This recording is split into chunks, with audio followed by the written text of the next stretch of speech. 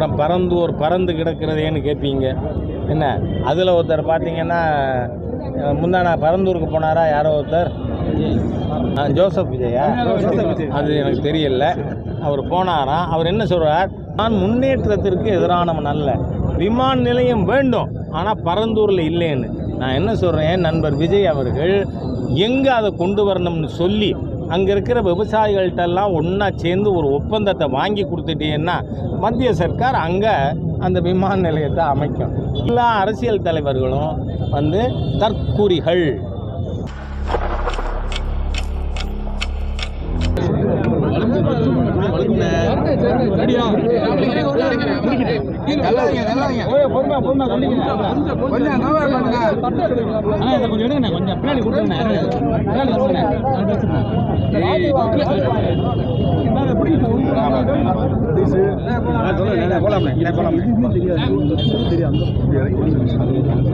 திரு நேதாஜி அவர்கள் இந்தியாவிற்கு சுதந்திரம் அழுது வாங்கப்படாது, அடித்து வாங்க வேண்டும் என்கின்ற கொள்கையை கொண்டிருந்தார்கள். அவர் இந்திய தேசிய இராணுவம் INA அமைத்து இந்தியாவின் மீது படையெடுத்து வந்து இந்த நாட்டை கைப்பற்ற வேண்டும் என்று முயற்சி மேற்கொண்டார். ஆனால் நாம் பொதுவாக காங்கிரசினுடைய அரசியல் சரித்திரத்தை பார்ப்போமே ஆனால் நேதாஜி அவர்களுக்கு மிகப்பெரிய அநீதியானது இழைக்கப்பட்டது.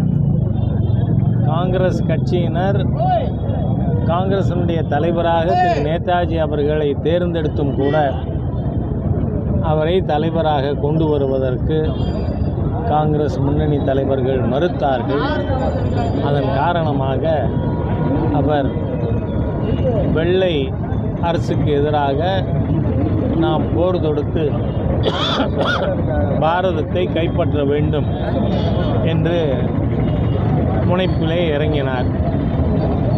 நீங்கள் பார்த்தீங்கன்னா நேதாஜி அவர்களுடைய INAல பெருவாரியாக இருந்த சோல்ஜர்ஸ் வீரர்கள் தமிழகத்தைச் சேர்ந்தவர்கள். அதில் திரு பெரியவர் முத்துராமலிங்க தேவர் அவர்கள் மிகப்பெரிய பங்காற்றினார்கள். இன்றைக்கும் நீங்கள் பார்த்தீங்கன்னா கிராமங்களில் கூட சுபாஷ் சந்திர போஸுன்னும் பெயர்கள் இருப்பதற்கு காரணமே பெரியவர் முத்துராமலிங்க தேவர் அவர்களுடைய ஒரு ஆளுமை. ஆகவே தமிழக கிராமங்களில் வாழ்ந்து கொண்டிருக்கின்ற நேதாஜி அவர்களுக்கு இன்று பாரதிய ஜனதா கட்சியின் சார்பாக எங்களுடைய அஞ்சலியை செலுத்துவதிலே நான் அதை பெருமிதமாக கருதுகிறேன். சார் திருப்பரங்குன்றத்தில் என்ன சார் நடக்குது? நீங்கள் திருப்பரங்குன்றத்துக்கு அங்கே சொல்கிறேன் நான், ஆனால் அதுக்கு முன்னாடி இந்த களவாடுற கூட்டம் ஒன்று இருக்குது.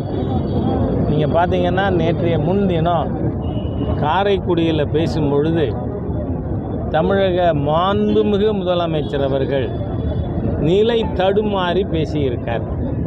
அவர் என்ன பேசியிருக்கார்? யாராவது என்னோட காரணம்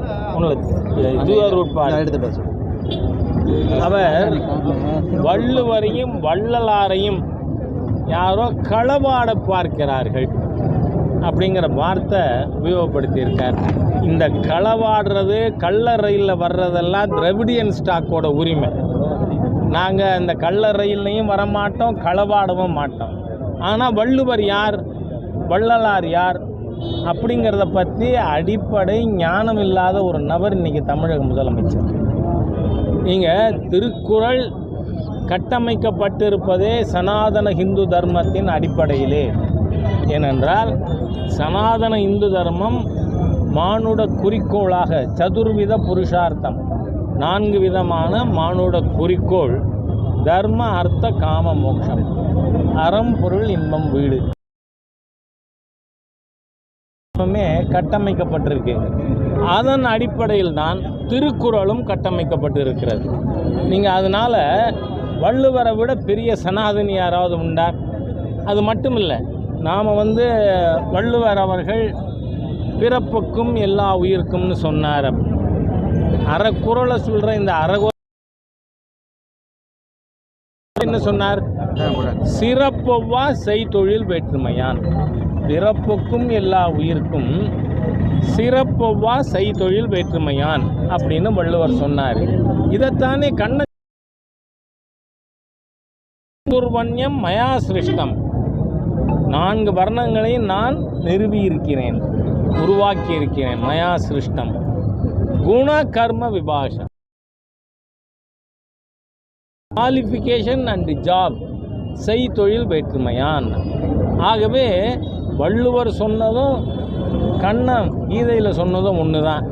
அது மாத்திரமில்லை, பல இடங்களிலே ஹிந்து தெய்வங்களை பற்றி வள்ளுவர் பேசியிருக்கார்.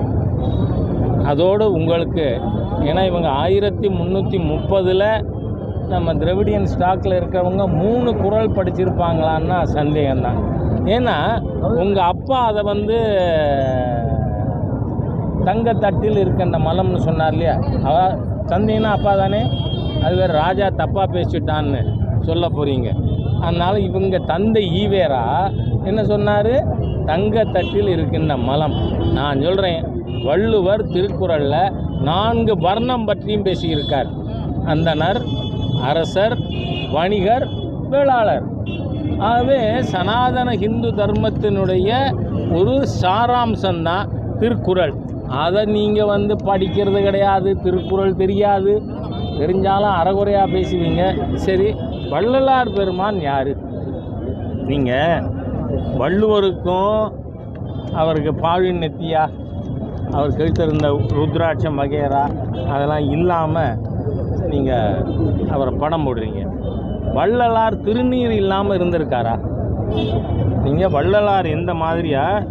இது வள்ளலாரின் திருவருட்பாவிலிருந்து 30 செய்யுள் தினந்தோறும் ஒன்று, மாதம் ஒரு முறை படிக்கணும்னு சொல்லி நம்ம பதிப்பு திலகம் திரு சா மையப்பன் அவர்கள் பதிப்பிச்சிருக்கார். அதில் திருவருட்பாவில் வள்ளலார் முதல்ல சொல்லியிருக்கிறது முருகன் தோத்திரம். அப்போ வள்ளலார் யார்? நிச்சயமாக உங்கள் தந்தை இல்லை, ஈவேரா இல்லைங்கிறது சொன்னேன். நீங்கள் தப்பாக ஏதோ நான் கருணாநிதியை தப்பாக சொல்லிட்டேன் நினைக்கப்படாது. அதுக்கு அடுத்து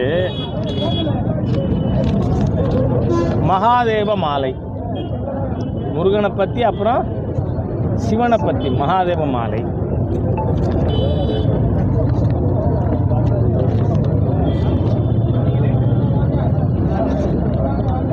அதுக்கடுத்து நமச்சிவாய சங்கீர்த்தனம். நான் கேட்குறேன், வள்ளலார் பெருமானை விட மிகச்சிறந்த ஹிந்து உண்டா? இந்த திராவிட முன்னேற்ற கழகத்தில் ஒரு தற்குறி இருக்குது, அதை நம்ம சொல்லத்தான் வேணும். அதுக்கு பேர் என்ன? உதவாநிதியா? உதயநிதி ஸ்டாலின். அவர் சனாதன இந்து தர்மத்தை பற்றி இழிவாக அதை அழிப்பேன்னு பேசுகிறார். அதுக்காக அவருக்கு பெங்களூரில், பாட்னாவில், மகாராஷ்டிராவில் எல்லா இடத்துலையும் வழக்கு இருக்குது.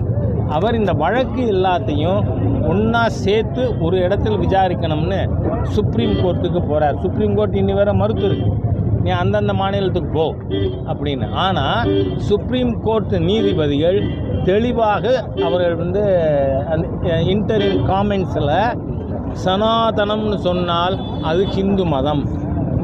ஆகவே ஹிந்து மத பெரியோர்கள் இவங்களை நாம ஏன் களவாடணும்? அதனால தான் சொன்னேன், இந்த களவாடுறது கள்ள ரயில் ஏறி வர்றதெல்லாம் உங்கள் ரைட்டு, உங்கள் பேட்டன்ட்டு, திராவிட மாடல் அதில் இருக்குது. அதில் நாங்கள் போட்டி போட விரும்பலை. ஆகவே முதல்வர் அவர்கள் சரியான வார்த்தை ஆடுறாங்க. உங்களை விட களவாணி கூட்டம் திராவிட ஸ்டாக்கை விட உண்டான்னு கொஞ்சம் வார்த்தைகளை பிரயோகிக்கும் பொழுது இருந்தாங்க. ஆனால் பெரிய ஏமாற்றம் சொல்லி இந்த மாதிரியா இந்த கிராமத்தில் இவ்வளவு அவசரம் ஏன் என்னன்னு தெரியல. இந்த அரச மரத்தை சுற்றி அடி வைத்த தொடுக்குண்டாலாம். இது என்ன மனோபாவம்? போயிருக்காங்க, அமைச்சரை பார்த்துருக்காங்க, அமைச்சரும் மாண்புமிகு பிரதமரோடு பேசி இதுக்கு தீர்வு அறிவிக்கிறேன்னு சொல்லியிருக்கார். இன்னும் 24 மணி நேரம்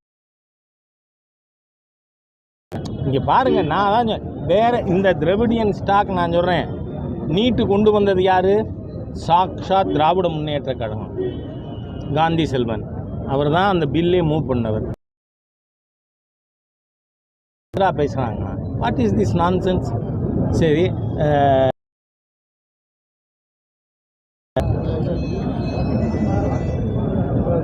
இந்த புதுக்கோட்டைக்கு பக்கத்தில் இல்லை வேங்கவயல் தான் தெரியுமே இவர்களோட டோட்டல் ஃபெயில்யூர். மீத்தேன், ஹைட்ரோகார்பனை 2 மெத்தட் இருக்குது. டீப் போர்வெல் மெத்தட் என்ன, இன்னொன்று ஃப்ராக்கிங் மெத்தட். ஃப்ராக்கிங் மெத்தட்னா கீழே வந்து கெமிக்கல் அனுப்பி அதை நிலப்பரப்பை பிளாஸ்ட் பண்ணி மீத்தேன் எடுக்கிறது ஹைட்ரோகார்பன். அதுக்கு கையெழுத்து போட்டவர் மு.க. ஸ்டாலின். இவங்க எல்லாருமே குற்றவாளிகள். இவங்களே தப்பு பண்ணிவிட்டு அப்புறமா மக்கள்கிட்ட வந்து ஏமாற்ற நினைக்கிறது. அது மாதிரியா இருக்கக்கூடிய ப்ராஜெக்டுக்கு எந்த எதிர்ப்பும் தெரிவிக்காத ஸ்டாலின் அரசு இன்றைக்கி பேசுகிறத மக்களை ஏமாற்ற. ஆனால் பிஜேபி ஏமாற்றாது. எப்படி நெடுவாசலில் கார்பன் ப்ராஜெக்டை நிறுத்தினமோ அன்றைக்கு இது ஆயில் அண்ட் நேச்சுரல் கேஸ் அமைச்சராக இருந்த திரு தர்மேந்திர பிரதான் அவர்கள்ட்ட பேசி, அது மாதிரி இப்போ கிஷன் ரெட்டி அவர்கள்ட்ட பேசி இருக்கு. Don't be in Hari. 2 மாதமாக போராடிட்டு வராங்க. நேற்று சிஎம் சிவகங்கை மாதிரிலாம் வந்துட்டு இருக்காரு. போராட்டம் நடத்துக்கு ஏன் போலேன்னு சொல்லி அது இங்கே மட்டுமா? அப்புறம் பறந்து கிடக்கிறதேன்னு கேட்பீங்க என்ன? அதில் ஒருத்தர் பார்த்தீங்கன்னா முந்தானா பரந்தூருக்கு போனாரா யாரோ ஒருத்தர், ஜோசப் விஜயா, அது எனக்கு தெரியல. அவர் போனாராம். அவர் என்ன சொல்கிறார்? நான் முன்னேற்றத்திற்கு எதிரானவன் அல்ல. அவர்கிட்ட எனக்கு ஒரு கோரிக்கை இருக்குது, அதனால தான் இதை நான் கேட்குறேன். நான் முன்னேற்றத்திற்கு எதிரானவன் அல்ல, விமான நிலையம் வேண்டும், ஆனால் பரந்தூரில் இல்லைன்னு. நான் என்ன சொல்கிறேன், நண்பர் விஜய் அவர்கள் எங்கே அதை கொண்டு வரணும்னு சொல்லி அங்கே இருக்கிற விவசாயிகள்கிட்டெல்லாம் ஒன்றா சேர்ந்து ஒரு ஒப்பந்தத்தை வாங்கி கொடுத்துட்டீங்கன்னா மத்திய சர்க்கார் அங்கே அந்த விமான நிலையத்தை அமைக்கும். என்ன what is happening in Tamil Nadu? எல்லா அரசியல் தலைவர்களும் வந்து தற்குறிகள். இவர்களுக்கு பிரச்சனைகள் புரிவதில்லை. அதனால் என்ன பண்ணுறது, நம்ம தற்கொலைகளுக்கு எதிர்த்து எதிர்நீச்சல் போட வேண்டியிருக்கு. we will do. Thank you. Thiruparankundram மலை இங்கே லைவ்ல கனெக்ட்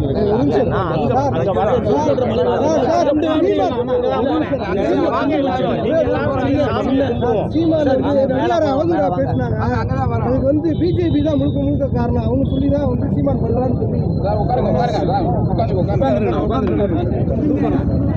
சந்தேகமே இல்லாமல் ஈவேரா பற்றிய உண்மைகளை முதல்ல பேசினதே ஹெச் ராஜா தான், பிஜேபி தான். ஏன்னா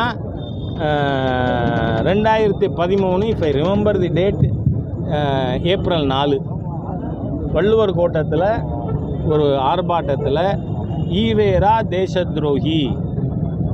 ஏன்னா 1944 வெள்ளையன் இந்தியாவை விட்டு வெளியேறக்கூடாது, அப்படியே வெளியேறுவதாக இருந்தால் லண்டனில் இருந்து கொண்டாவது சென்னை ராஜதானி ஆளணும்னு தீர்மானம் போட்ட தேச துரோகி ஈவேரா.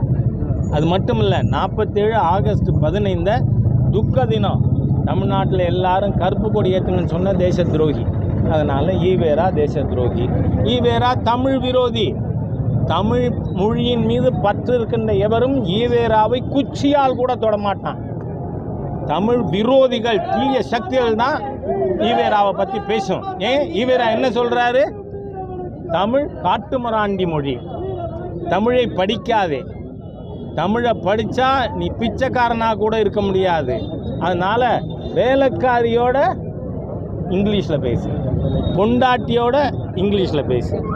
அதுக்கப்புறம் ஈவேரா தலித் விரோதி, பட்டியல் சமுதாய மக்களின் முதல் எதிரி ஈவேரா. ஏன்னா நம்ம மதுரையில் இருக்கோம்.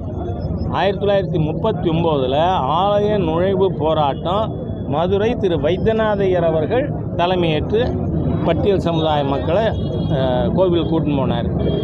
அதுக்கு உறுதுணையாக யார் இருந்தார்? பெரியவர் முத்துராமலிங்க தேவர். அப்போ ஈவேரா என்ன சொன்னார்? பட்டியல் சமுதாய மக்கள் உள்ளே போகக்கூடாதுன்னா அவர் பயன்படுத்திய வார்த்தை உங்களுக்கு புரியறதுக்காக, மக்களுக்கு புரியறதுக்காக பயன்படுத்தினேன். அதில் எனக்கு உடன்பாடு இல்லை. பள்ளனும் பறையனும் கோயிலுக்குள் போகக்கூடாது, ஈவேரா சொன்ன வார்த்தை. அப்படி போனால் சூத்திரன் பார்ப்பான் அளவு உயரமாட்டான், பள்ளன் பறையன் அளவு தாழ்ந்து போவான். அப்படின்னா ஏற்றத்தாழ்வில் நம்பிக்கை இருக்கின்ற பட்டியல் சமுதாய விரோதி, எதிரி ஈவேரா. சமூக நீதிக்கான ஆளா இவங்கள்லாம்? சரி, அதே மாதிரியா பெண்களை போகப் பொருளாக விலைக்கு வாங்கி அனுபவித்தவர்கள் திராவிட இயக்கத்தினர். நான் உங்களுக்கு புஸ்தகம் சொல்கிறேன், தலைப்பு சொல்கிறேன், பக்கம் சொல்கிறேன், வரி சொல்கிறேன். சாமி சிதம்பரனார் எழுதின தமிழர் தலைவர் ஈவேராங்கிற புத்தகத்தில் 34வது பக்கம் முதல் வரியில் என்ன சொல்கிறாரு? ஈவேரா தினந்தோறும் விலைமாதர் வீடு புகுந்து வருவார், விலைமாதர் வீட்டிற்கு நண்பர்களோடு போவார். அதாவது சம்பவம் சமஷ்டி சம்பவம், கூட்டு. அதனால தான் இப்போ கூட்டு பலாத்காரம் நடக்குது. ஈவேரா தானே எக்ஸாம்பிள் வச்சுருக்காரு. நண்பர்களோடு விலைமாதர் வீட்டுக்கு போவார். அதுக்கப்புறம் காவிரி ஆற்றங்கரையில் நண்பர்களோடும் விலைமாதர்களோடும் கூத்தடிப்பார். இது என் வார்த்தை இல்லை, சாமி சிதம்பரனார் வார்த்தை. அதனால் கேட்டுன்னு இருக்கிறவங்க யாராவது கம்ப்ளைண்ட் கொடுக்கணும்னா யார் மேலே கொடுக்கணும்? யார் மேலே? சாமி சிதம்பரனார் மேலே, எம் மேலே இல்லை. என்ன அதற்கு அந்த விலைமாதரோட காவிரி ஆற்றங்கரையில் கூத்தடிக்க ஈட்டிங். ஆனால் அந்த அனிமலை போய் பெரியார்னு சொல்லுவீங்களா? அதுக்கு பண்ணாருங்கிறதுக்கு அந்த மாதிரி கூத்தடிக்க அமைத்து அனுப்ப வேண்டும். யாரு? அவர் மனைவி நாகம்மையார். நான் கேட்கிறேன், இவர் சொன்னது கூத்தடிக்கிறதுக்கு மனைவியை நீ சோறு சமைச்சு கொடுன்னு சொன்னா அது பெண் அடிமைத்தனம் பேசினதே ஹெச் ராஜா தான். அதனால அப்படி யாராவது சொன்னா ஓகே. நான் தான் சொல்றேன், முட்டா. நீங்க போய் என்ன பண்ணீங்க? இந்த சுந்தரவல்லிங்கிற ஒரு அம்மாவை விட்டு people have done